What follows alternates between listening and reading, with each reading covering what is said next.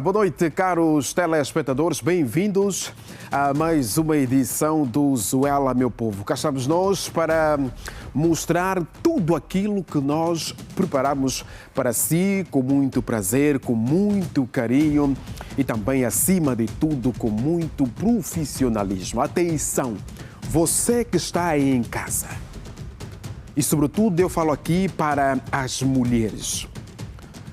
Você que o seu marido ou seu ex engravidou e decidiu ir embora. Não pense duas vezes. Fale conosco. O nosso contacto de rodapé, ou seja, o nosso contacto do WhatsApp, vai passar agora em rodapé, porque está demais. Isto está demais. Acabar com esses homens que ficam aí a gombelar filhas alheias, depois vão embora. Está demais. Muita brincadeira. E a fuga à paternidade, na verdade, é uma realidade que afeta muitas famílias em todo o mundo. Vamos falar aqui de Angola. É um fenômeno que pode ter raízes em diversas questões, incluindo problemas de relacionamento, dificuldades financeiras, falta de maturidade ou até mesmo responsabilidade. Estas questões de saúde mental, muitas pessoas estão a viver com este tipo de problemas.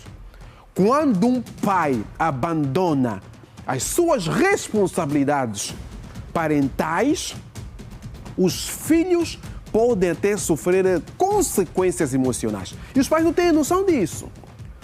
E até mesmo consequências psicológicas profundas. A ausência de um modelo masculino positivo pode afetar a autoestima e a confiança dos filhos, tornando assim mais difícil para eles, né? E me refiro aqui à questão do desenvolvimento saudável destes mesmos filhos. Além disso, este ato pode ter um impacto significativo. Atenção, você pai que está a começar a engravidar e depois ir embora. Podem ter mesmo um certo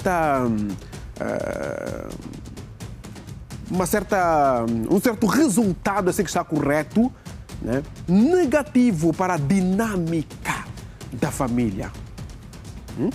A mãe pode se sentir sobrecarregada, com várias responsabilidades de cuidar dos seus filhos sozinha, o que pode levar ao estresse e à ansiedade dessa mesma mãe. E os filhos como é que ficam? Os filhos podem se sentir abandonados e sem apoio, o que também pode afetar a sua capacidade de formar seus relacionamentos saudáveis no futuro. E há muitos filhos assim. Por isso, é importante refletir sobre as causas e buscar soluções para apoiar as famílias que estão passando por essas situações.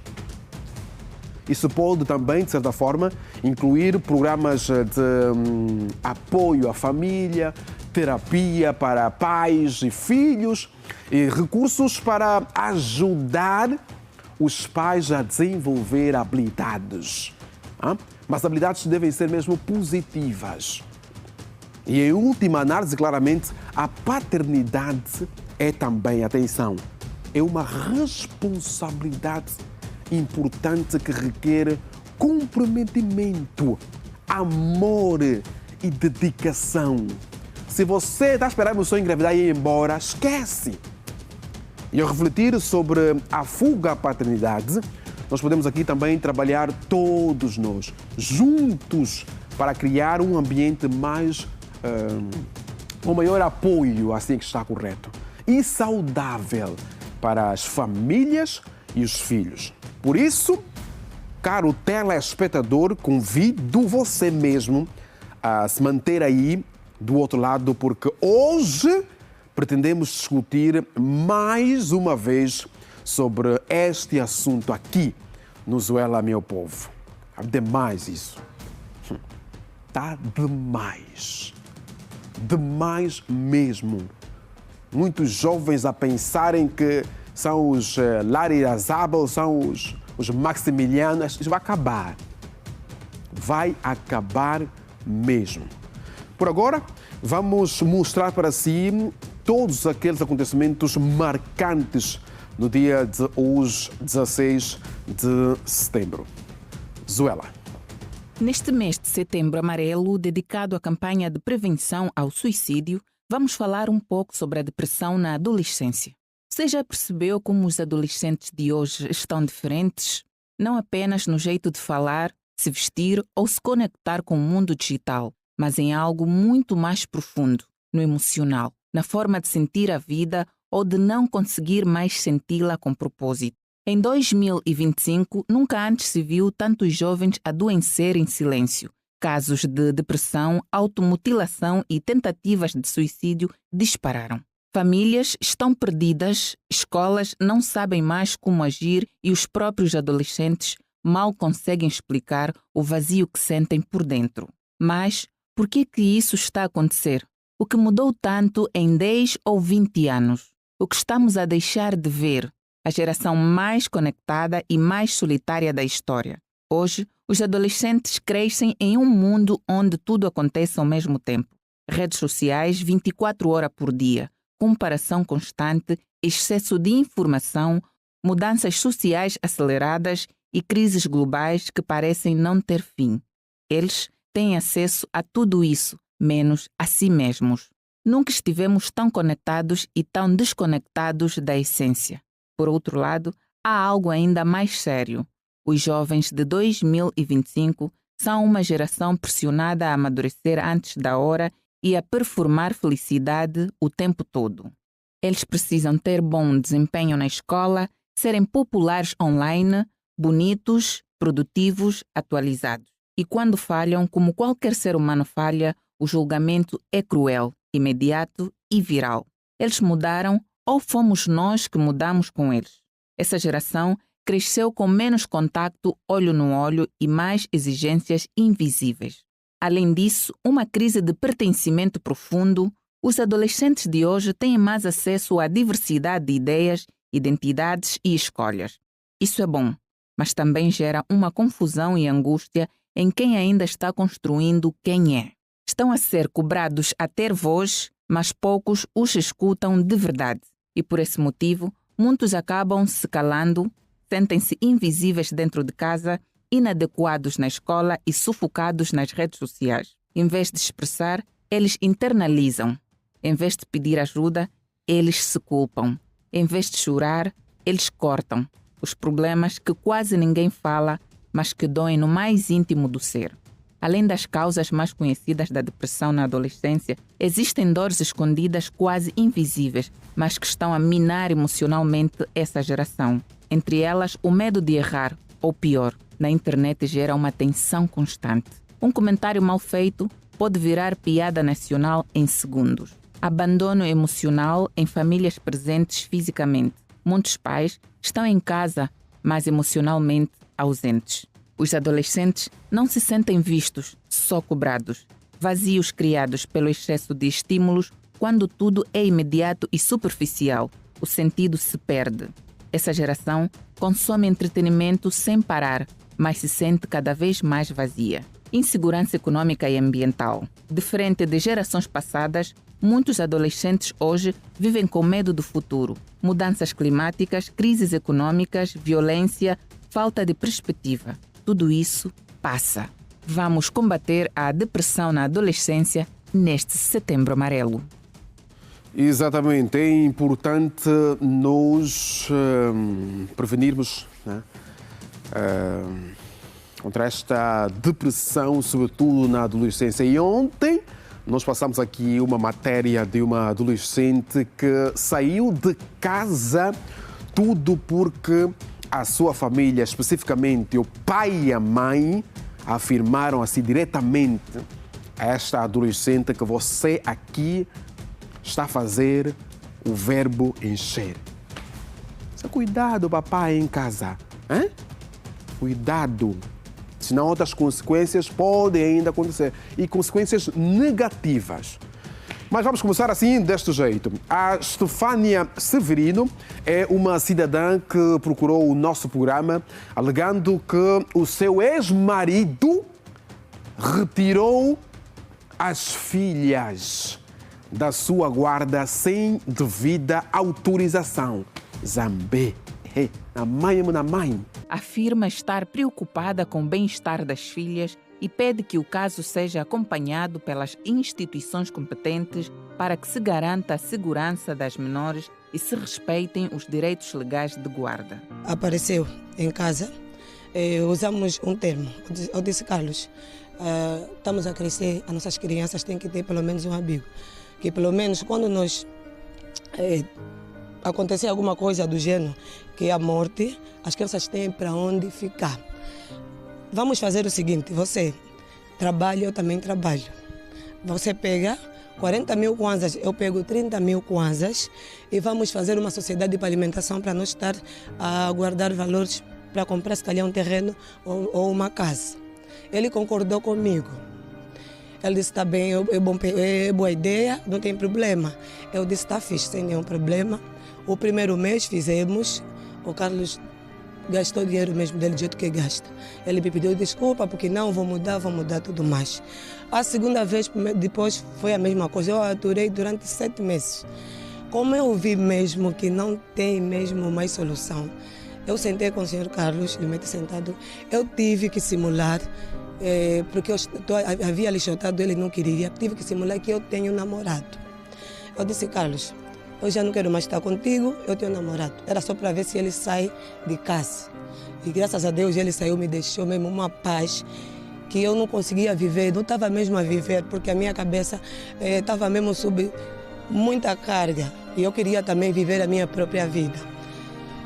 O senhor Carlos, eu nunca proibi ele viver as miúdas. Ele tem acesso e ele ia em casa, via as crianças, chegava, nunca lhe proibi isso. Um certo dia, eu vou para o meu serviço, há 3 meses atrás nesse caso. Eu fui para o meu trabalho, posto lá, eu a chegar em casa, como é de hábito, quando eu chego as crianças vêm correndo, quando escutam o barulho do portão, eu vi um silêncio. Encontrei a minha filha, Selma, no cadeirão. Selma, as crianças estão a dormir essas horas. O papai vinha, disse que já falou contigo, está a levar as crianças. Eu até ainda sentei. Fiquei a respirar fundo, eu disse, meu Deus, por que ele faz isso? Ele me ligou que está a viver as crianças, como é que ele depois leva as miúdas? Por que ele fez isso? De acordo com a mãe, o pai das crianças retirou-as do convívio familiar sem aviso prévio e sem qualquer consentimento, deixando-a em grande preocupação quanto ao bem-estar das meninas. Ligo para ele, Lopes, isso que você fizeste está mesmo bom? Ele me respondeu assim, pode se queixar onde você quiser se queixar. Você está a maltratar as crianças. Eu disse, Lopes, eu vivi contigo e você sabe a minha capacidade como mãe. Eu não tenho motivos de maltratar as minhas filhas. Então, se você achou que eu estou a maltratar as crianças, é uma questão de você conversar comigo. Chegamos no consenso. Ou se calhar tomar uma decisão, mas com a minha pessoa, eu tiver a concordar nesse sentido. Eu fui ao trabalho no dia seguinte, cheguei lá, pedi dispensa ao meu chefe. O meu chefe me dispensou, fui até a escola da Robaldina. Lá me mandaram ir dia 16 do mês que ele levou as crianças. Dia 16 fui para lá, ligaram para o comandante do Carlos Felipe. Cheguei aí de novo no comandante dele para ir ter, porque o senhor que me atendeu disse que tinha que ir até o comandante dele, ligou para o mesmo comandante. Eu cheguei para lá, o comandante me atendeu, pediu para o Carlos Felipe devolver as miúdas, porque eu não conheço até agora onde as crianças estão. O Carlos Felipe negava que não poderia vir com as crianças. O comandante pediu, então, já que não quer vir com as crianças, procura a forma de se encontrar com a senhora Estefânia, com a nossa equipa dos bombeiros. Vamos se encontrar aqui na esquadra, nos bombeiros de Viana. Ele disse que não, e negou. Mas só que depois, ele por cima, ele disse que está fixe. O meu irmão já tinha feito uma participação. porque eles estão mesmo estressados com essa situação. Há 3 meses que ele levou as crianças, até hoje a senhora nunca mais viu as filhas? Nunca mais vi as minhas crianças, eu não estou conseguindo. A senhora tem falado com elas ao telefone? Não, ele não permite. Ele não permite que eu fale com as miúdas no telefone. Ele diz que uma primeira vez que eu falei com ele no telefone, eu fiquei, se calhar, a lamentar, porque todo mundo que é mãe sabe nesse momento a dor que eu estou a sentir. É uma coisa mesmo muito, muito, muito difícil, que não está a ser boa para mim. Eu não tenho paz. Não tenho paz. Porque eu até cheguei numa conclusão que o Carlos Felipe entrou na minha vida para destruir, porque desde o momento que eu me encontro com esse senhor, eu nunca tive paz. Papá Carlos Felipe, senhor, eu acho que nesse momento está a acompanhar o nosso programa. Mas o senhor, assim, mente na sua esposa que vai ver a criança. Até aí tudo bem, ela aceitou. É o pai das crianças, é tranquilo. Então, quando chega em casa, automaticamente também mente na menina que esteve lá em casa a controlar as 2 crianças, que não, olha, eu já falei com a mamãe, vou levar. Mas por que razão também? Por que razão é que o pai tomou esta decisão? 3 meses. A mãe não está a ver as crianças ou as suas filhas já há 3 meses. Mas o que é que motivou o papá? O que é que se passa? Ouviu que, se calhar, alguma coisa que as crianças estejam a passar porque a mãe não está a tomar conta em condições dessas filhas? O pai não tem noção do que é estar com esta dor que essa senhora está nesse momento a sentir como mãe. Não está a ver a filha. Por quê? Porque o papá levou as crianças. Deixavam entrar? Sim, segundo a senhora. Deixavam entrar tranquilamente, pode ver as suas filhas, mas agora decidiu levar. Não é mais fácil o senhor entrar em comunicação mesmo com a sua ex-mulher? Olha, eu acho que neste mês, por exemplo, vou levar as crianças, ficam comigo, por exemplo, 2 ou 1 mês. Até aí, tudo bem, se ela concordar. E agora o senhor levou o coração dela, porque aquelas crianças, segundo a mãe, né, aquelas crianças representam a vida da senhora. Mas eu não consigo compreender isso. Não quer mais dar dinheiro, não quer dar mais nada. A assistência não quer mais. Quer o quê? Não quer o senhor enviar o dinheiro via transferência a esta senhora? Sente que o que você está a dar não está a chegar às suas filhas? Se sente isso, tem que queixar. Vai queixar. Vai a uma polícia ou a uma esquadra mais próxima, fala. Pois e também a homem, tranquilo. Agora, levar as crianças sem a autorização da mãe, sem o consentimento da mãe, isso é grave. Até esse nível, você como pai, então sente que vai cuidar melhor. A mãe assim já não cuida em condições, né? Tá bem, vamos fazer como. Mas atenção, caro telespectador, nós não ficamos por aí. Porque em resposta à queixa feita pela senhora Estefânia Severino, mãe das 2 meninas, o pai, no caso que está a ser aqui acusado, né, de raptar as crianças, afirma que não agiu de má fé ao levar as crianças. Zambé, segundo ele, né, como progenitor, também tem direitos sobre as menores e assegura que fez pensando no bem-estar das filhas. Então as filhas estão a sofrer. Vamos acompanhar. Em resposta, o pai garante que não teve intenção de afastar as crianças da mãe, mas sim de lhes proporcionar cuidados e atenção necessárias. Em função das crianças estarem sozinhas em casa, então uma forma de precaução. De uma vez que uma das crianças sofreu um acidente, a família levou as crianças na casa da mãe dela, aí no 6. As crianças sofreram um acidente, então tudo isso eu tive que prevenir. A ferida na perna da criança não curava, porque ela deixava a outra criança que cuidava do ferimento, então sempre não curava. E sempre que eu ligava para ela dizia que a ferida já estava sarada. Então quando eu fui para lá notei uma outra coisa, a ferida já estava por um pouco, ia agravar porque já estava saindo líquidos e a pomada que estava a meter era uma pomada imprópria. Então eu tive que trazer as crianças aqui para fazer um curativo nela até praticamente. Mas em função do tempo, no dia seguinte, quando ela percebeu que as crianças não estavam em casa, ela, em vez de falar comigo, não, foi direito ao meu serviço, falar com meus superiores. Desculpa, Sr. Carlos. E por que o Sr. Carlos levou as crianças sem falar com a senhora? Eu, antes disso, eu já vinha lhe avisar, em função das condições que elas se encontram, que quando eu tiver que estar estabilizado, poderia levar as crianças. Mas antes de eu levar as crianças, estava a ligar para ela não atendia o telefone. Porque eu fui lá que é para ver as crianças. Porque ela sofreu um acidente umas semanas atrás. Então eu estava com olho roxo e com ferimento na perna. Então fui lá para ver. Mas quando ela estaria em casa, quando eu fui, não encontrei ela em casa. Então liguei para ela para informar que eu vou levar as crianças. O ferimento não está a ser tratado, então vou levar para tratar, uma vez que elas não estavam a estudar. Então eu levei as crianças para prova de segurança. Mas em função das condições que elas se encontram, eu achei prudente uma forma de precaução as crianças ficarem comigo. As crianças não estão, ela só não está a ver as crianças porque eu e ela ainda não nos entendemos. Eu lhe disse assim, como você não tem tempo de estar com as crianças e as crianças estão a ser cuidadas por uma outra criança, deixa as crianças comigo e aos fins de semana, ou quando nós estiverem de férias na escola, vem passar o fim de semana contigo. Uma forma de nós precauvermos para não haver acidentes no caso. Então elas ficam comigo, ou como tem um tempo, tem alguém que cuida, está comigo aqui. Elas ficam comigo aos fins de semana e feriados, elas passam a ir visitar.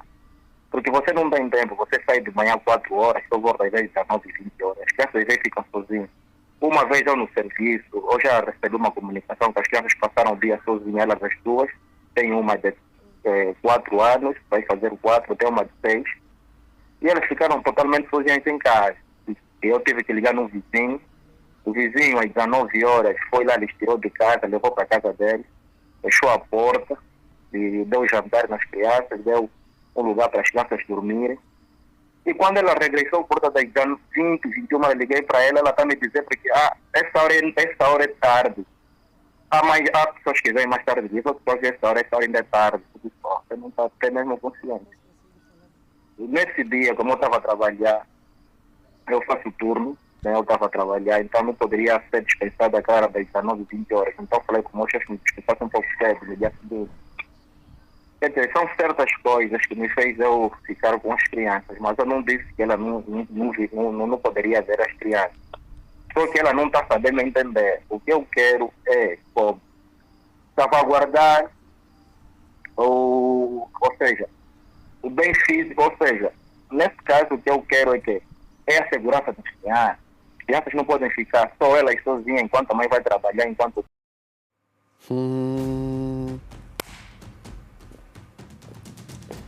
O caro telespectador ouviu bem o que o ex-esposo desta senhora disse.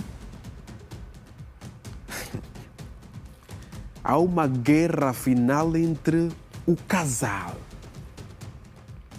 Mas se for mesmo verdade que as crianças normalmente ficam sozinhas em casa, e as idades que aqui o marido acabou por mencionar, atenção. Todo cuidado também é pouco.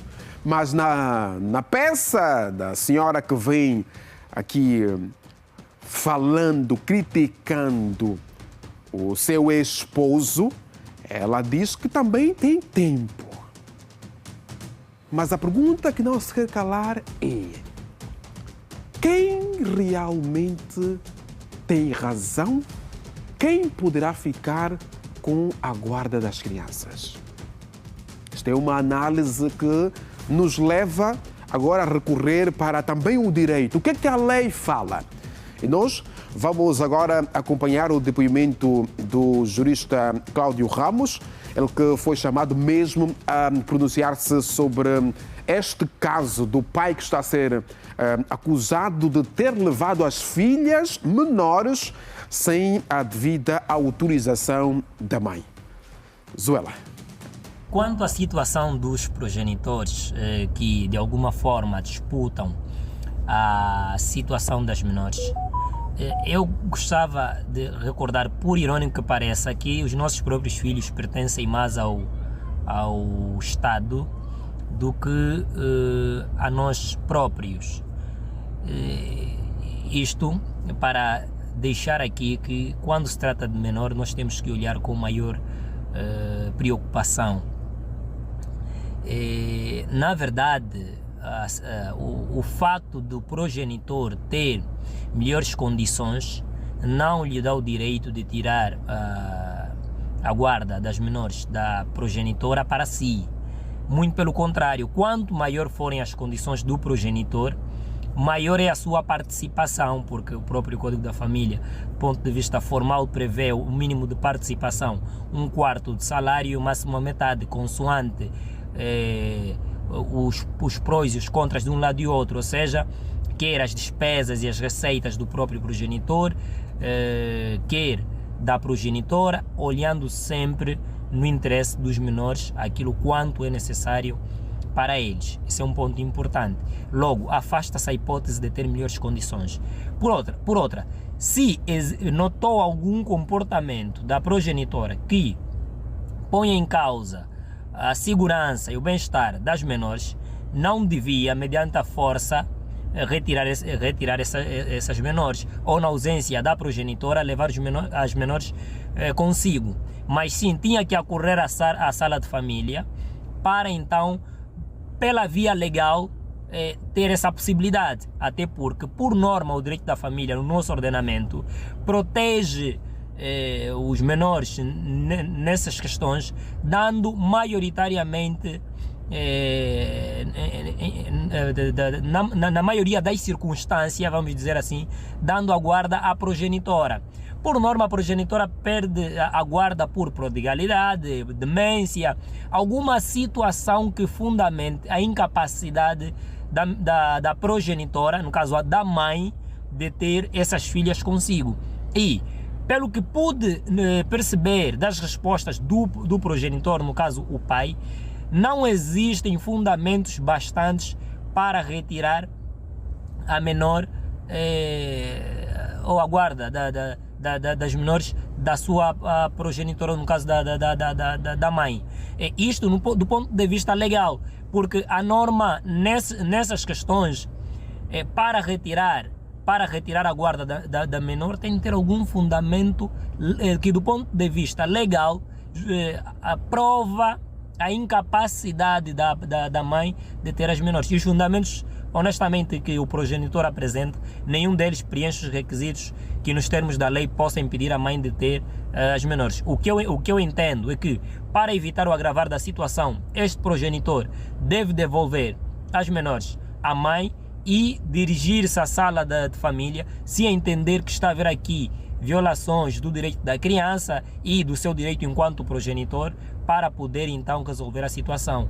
Assim como também não pode privar a mãe de ter acesso aos menores, do mesmo jeito que a mãe não teria direito de lhe privar de ter acesso aos menores quando tinha e caso volte a ter a guarda das menores.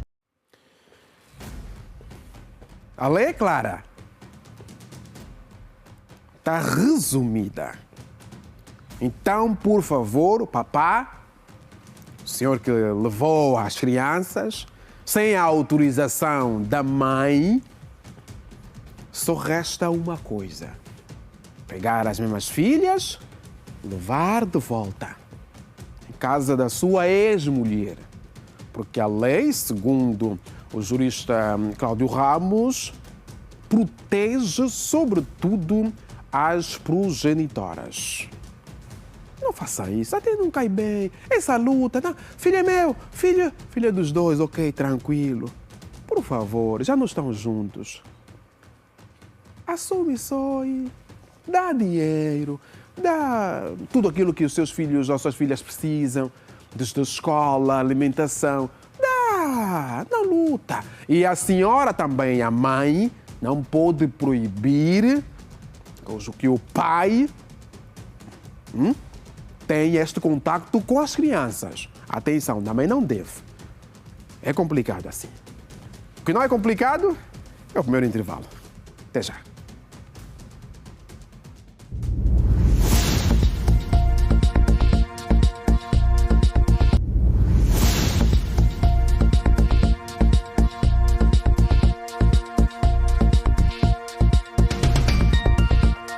Estamos de volta para o segundo bloco do Zuela, Meu Povo, e neste bloco vamos começar desta maneira. O Serviço de Investigação Criminal em Luanda deteve 3 cidadãos envolvidos no homicídio de Sebastião Kunjunka.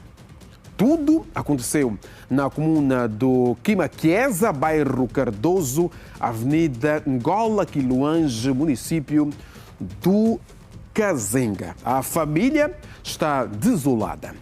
4 jovens com idades compreendidas entre os 27 e os 29 anos de idade, implicados nos crimes de associação criminosa, roubo qualificado de motorizadas e homicídio qualificado em razão dos meios. Estes crimes são punidos nos artigos 148, 296 e 402 do Código Penal angolano. Segundo os autos, Sebastião Kunjunka, de 32 anos de idade, foi perseguido e morto por causa de uma motorizada de 2 rodas, depois de ter saído de uma estação de serviço. A esposa Auxília Lofoia e a irmã da vítima, Vitória Jamba, clamam por justiça. De manhã ele se despediu para ir ao serviço.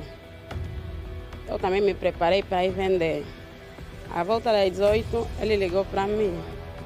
Mamãe, estou a caminho para casa, mas antes de chegar em casa, vou lavar a moto. Então vamos encontrar aqui na praça. Temos encontrado sempre na praça, na antiga Praça Nova. E aí ele tirou os valores e me deu. Eu disse, papai, vamos já em casa. Ele disse, não, vou chegar mais um pouquinho tarde. Vou lavar a moto, porque a moto está muito suja. Não posso trabalhar com a moto suja. Eu disse, está bem. Ele me meteu no táxi. Ele foi lavar a moto. Não demorou muito, 40 minutos é muito. E dali, ele estava a vir a caminho para casa. Por perto de casa, nós ouvimos o disparo. Então saímos todos a correr onde é que aconteceu esse disparo. Fomos ali, encontramos que o mano já estava deitado no chão. E vemos indivíduos do outro lado da estrada a correrem a encontro das motas deles, porque eram 2 motos. Nesse caso, com a moto do meu marido eram 3. O que levou a moto do meu marido é só uma pessoa. Quando ainda reconheci alguém que ele estava a correr na moto, atrás do outro lado, pegaram na moto fora, então a população não tinha como ir atrás dele, e o marido já estava estendido no chão. É muita dor mesmo, não estou mais a aguentar, não tenho como fazer com meus filhos, que eu quero, que ele já está morto, eles já não vão devolver a vida dele. Era só justiça mesmo. Eu quero essa mesmo justiça. Ele é o único que trabalhava, eu não trabalhava. Ele é que sustentava a casa, pagava a escola das crianças. Nós vivemos na casa de renda. Eu quero justiça, nós queremos só a justiça.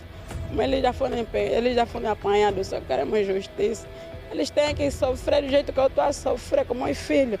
Ninguém vai conseguir sustentar meus filhos. Ele começou a batalhar muito tempo, trabalhava, filho alheio. Nunca nos faltou nada, o bocado que ele conseguia trazer em casa. De repente morrer, podia só voltar, que eu queria só voltar, papai. Muita farta. Destruíram. Não tem mais como mesmo. Mas que até hoje estão a chorar mesmo, estão a chorar o tio dele, estão a chorar muito mesmo. Tem amor com as sobrinhas, quando vai aí em casa, pega as sobrinhas, leva na cantina, não sei o que, não tem mais como. O irmão não dorme. Ele tem que pagar do que eles fizeram, tem que pagar também, eles têm que morrer também. Para eles sentir também as dores que nós estamos a sentir. Essa dor é muita dor, é isso. Não tem como mesmo.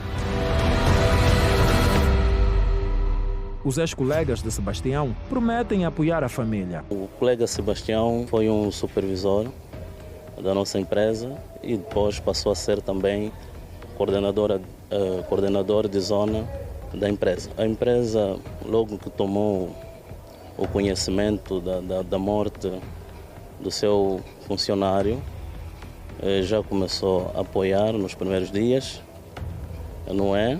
Custeou praticamente o óbito e, no entanto, após o funeral também a empresa vai se responsabilizar, dar o apoio à esposa, os filhos do malogrado nesse caso, durante um período de 6 meses.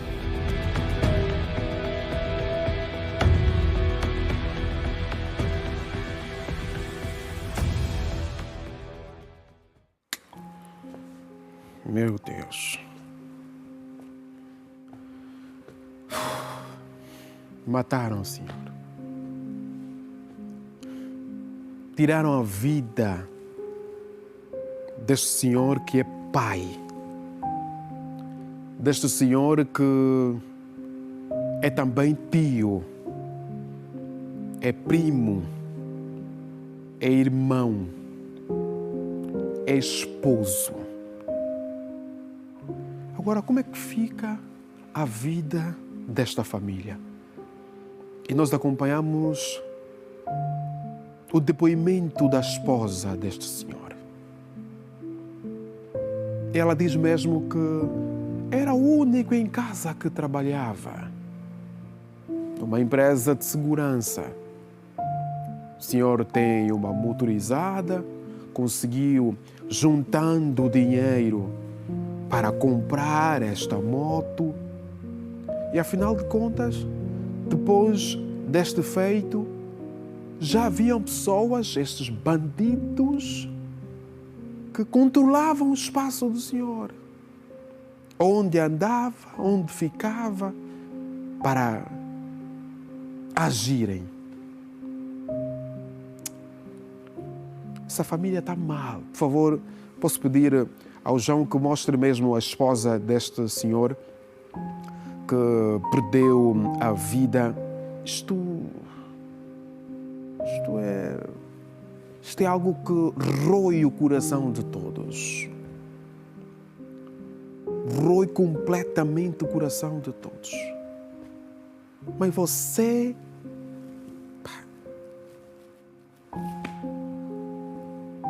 Olha só.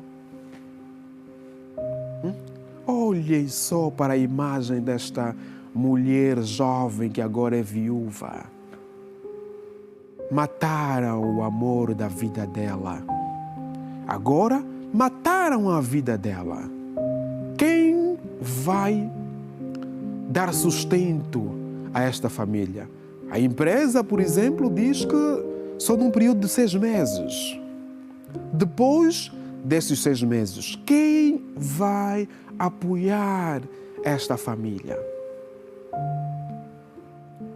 O senhor Sebastião, que ainda jovem, fazia de tudo para não faltar pão, para não faltar leite, para não faltar chá, para não faltar massa, para não faltar arroz, para não faltar óleo, cebola, tomate, fubá.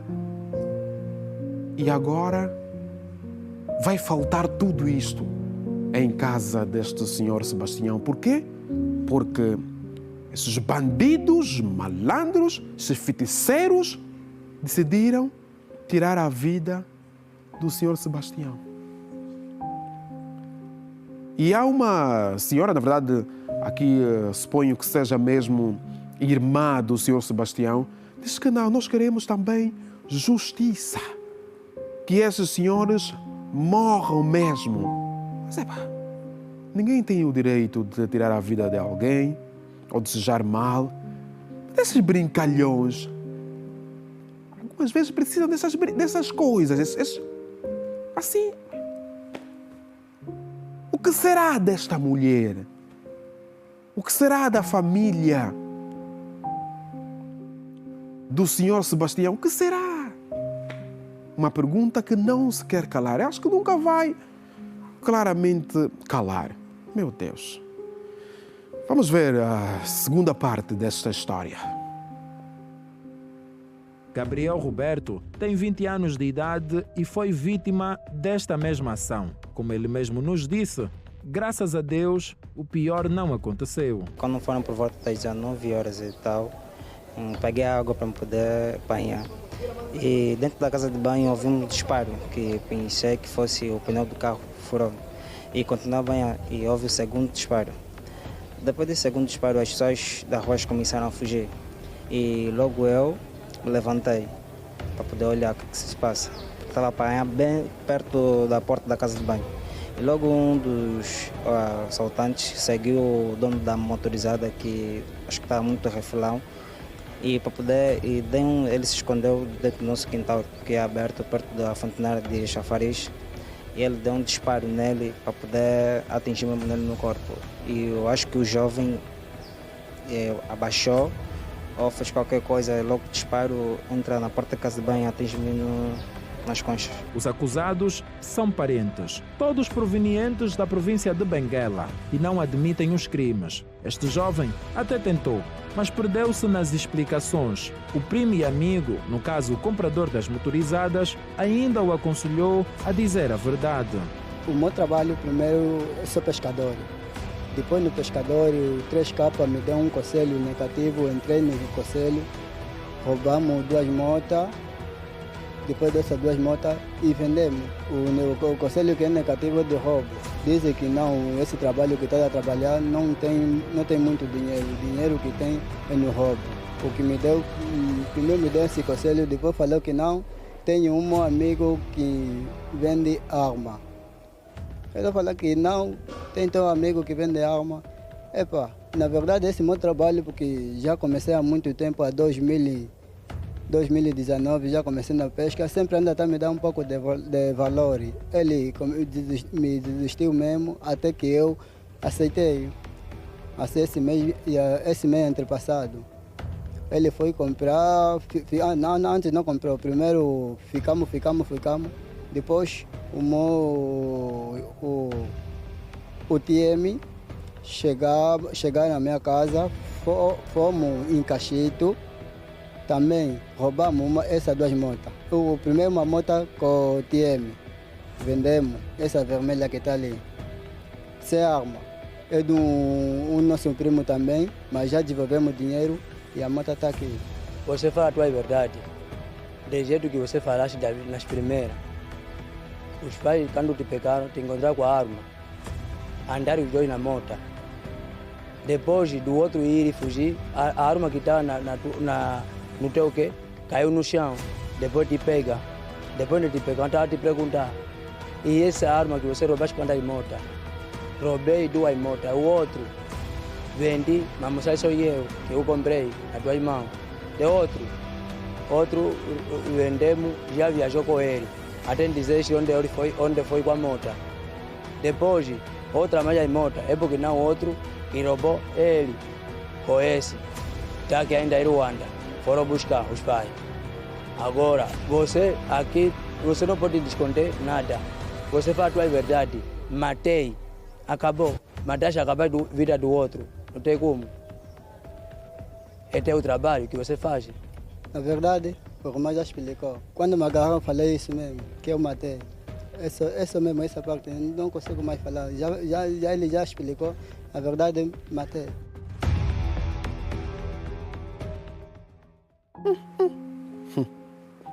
Ainda estão a se complicar aí os dois, ainda estão a se complicar. Não, você fez isso, você não fez isso. Todos eles são bandidos. E é um grupo, atenção, é um grupo mesmo de jovens, ficam a roubar motos, depois levam onde? Em outras províncias. Este, por exemplo, em Benguela. Em troca de quê? Outros vão para lá, não, dá só um gado, dá só um boi, uma vaca, por favor, e está aqui a moto. Esses têm que ficar na cadeia, esses têm que ficar lá, esses. Tiraram a vida do senhor Sebastião. Por um pouco também o outro jovem perderia a vida. E agora está aqui dizer, não, eu não fazia, eu não fiz isso. Eu, na verdade, estava a tentar fazer alguma coisa. Alguma coisa o quê? Você estava a roubar. Você estava a roubar. Gatuno. Você é para a cadeia. Fica lá. Vamos ouvir agora o que o SIC de Luanda tem a dizer sobre este assunto que, na verdade, também acaba por chocar o coração de todos os angolanos. Para acompanhar agora, Zuela. O porta-voz do SIC em Luanda, Fernando de Carvalho, chamado a intervir, detalhou a operação estratégica dos implicados. É mais um caso de roubo qualificado de motorizadas que termina em homicídio. E casos esses que são cometidos por cidadãos oriundos da província de Benguela, mais particularmente o município da Ganda, por ser um município que tem muito gado bovino, aliás, tem muito gado, digamos assim, e esses indivíduos vêm cometer essas ações criminosas cá na província de Luanda, que depois levam as motorizadas para a província de Benguela para serem então trocadas com cabeças de gado. Portanto, é com este modus operandi que foram detidos esses quatro elementos com idades compreendidas entre 27 e 29 anos por crimes de associação criminosa, roubo qualificado de motorizadas e homicídio qualificado em invasão dos meios.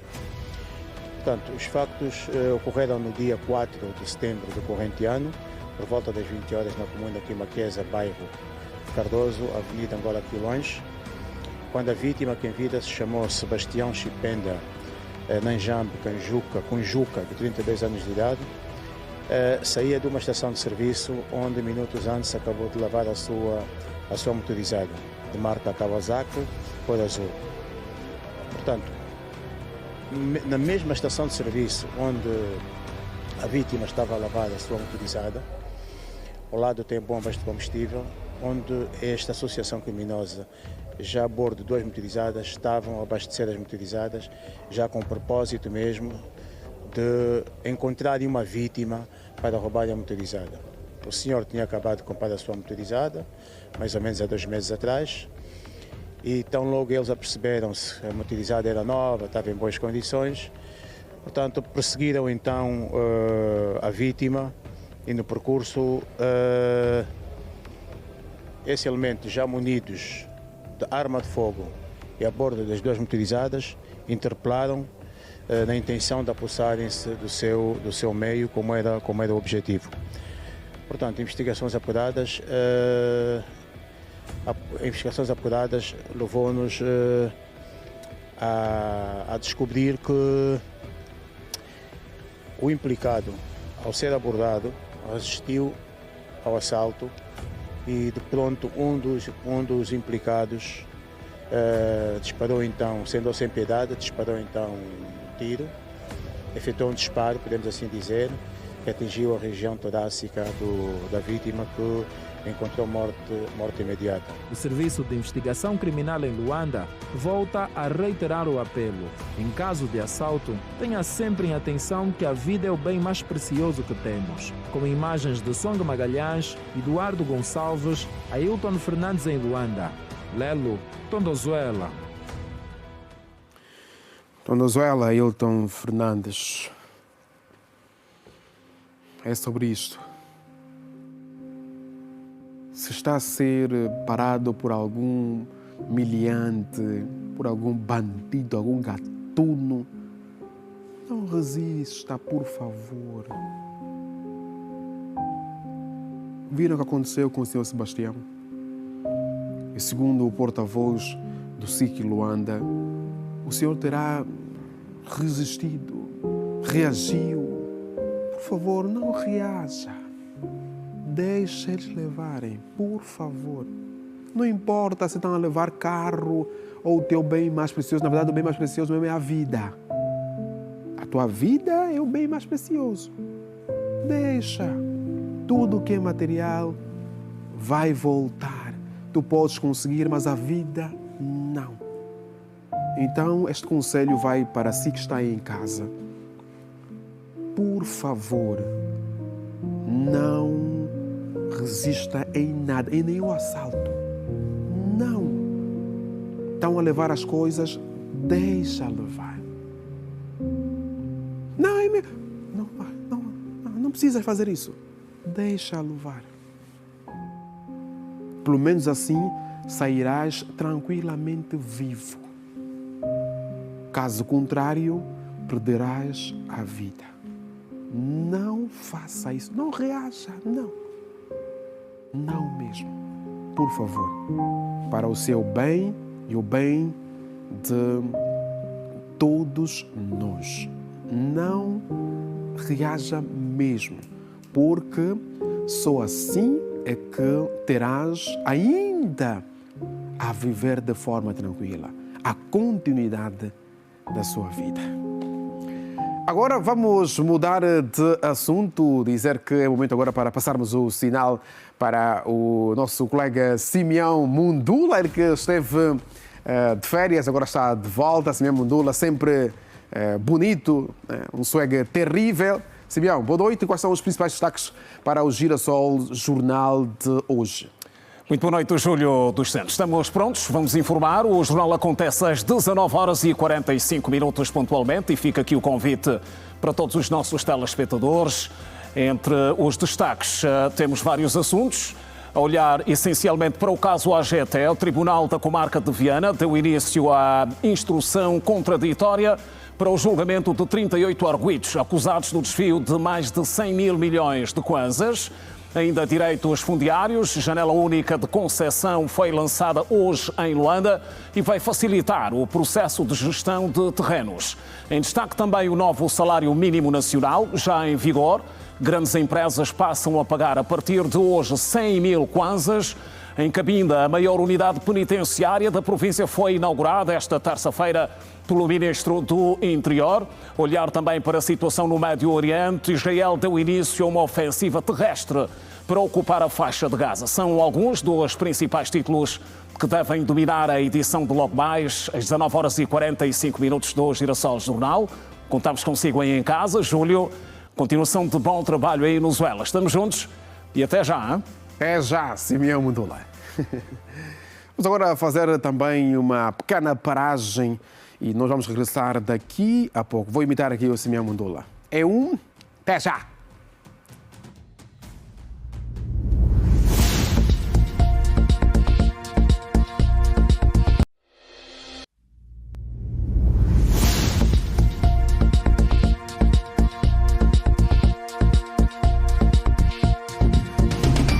Estamos de regresso para o último bloco do Zuela, meu povo. Deixa-me aqui dizer que hoje estou novamente vestido pelo ateliê Adérito Outro Nível. Esses jovens têm umas mãos terríveis, abençoadas mesmo. Por isso, você que tem uma apresentação, um pedido, até mesmo um casamento, assim posso dizer, no civil, está confuso, calma.